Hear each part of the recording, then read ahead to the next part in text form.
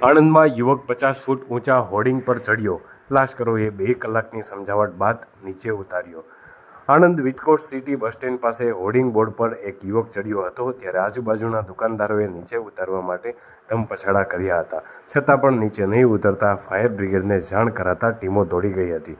ફાયરની ટીમોએ રેસ્ક્યુ વખતે નીચે કૂદી જતા મોત નીપજે નહીં તે માટે નેટ બિછાવી હતી।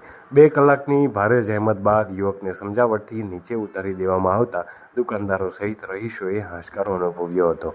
યુવકને પોલીસ મથકે લઈ જવામાં આવતા પોલીસ યુવકની પૂછતાછ કરતા બિહારનો વતની હોવાનું જણાવ્યું હતું, તેમજ યુવકે મચાવેલી ધમાચકડી પાછળ ઘરકંકાસ જવાબદાર હોવાનું પણ જાણવા મળી રહ્યું છે।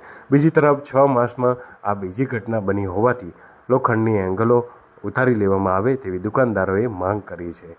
પ્રાપ્ત માહિતી અનુસાર આણંદ નગરપાલિકા દ્વારા શહેરના હોર્ડિંગ બેનરો લગાવવા માટે એક એજન્સીને કોન્ટ્રાક્ટ આપવામાં આવ્યો છે, ત્યારે લોખંડની એંગલ ઊંચી હોવાથી અસ્થિર મગજનો યુવક વારંવાર હોર્ડિંગ બોર્ડ પર ચડી જતા હોવાની ઘટના બને છે। જોકે બુધવારે એક યુવક હોર્ડિંગ બોર્ડ પર ચડ્યો હતો, યુવક નીચે પડી અને મૃત્યુ નીપજે તે પહેલાં બચાવી લેવા રીતસરના ધમપછાડા કરી મૂક્યા હતા।